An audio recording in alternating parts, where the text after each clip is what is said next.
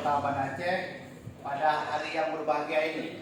Setelah dengan selesainya prosesi pemilihan secara demokrasi Rapi Lokal Jaya Baru, berdasarkan informasi dan berita acara yang disampaikan kepada saya bahwa saudara JZ01BB terpilih menjadi Ketua Rapi Lokal Jaya Baru.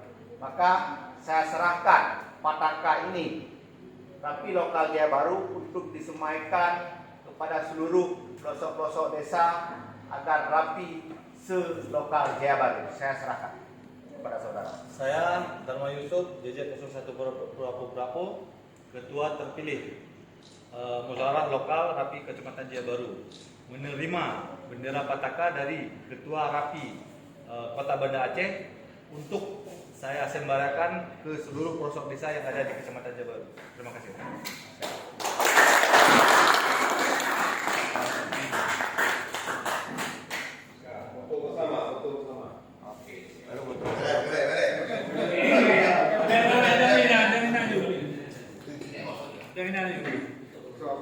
Yang terekam, ada terekam.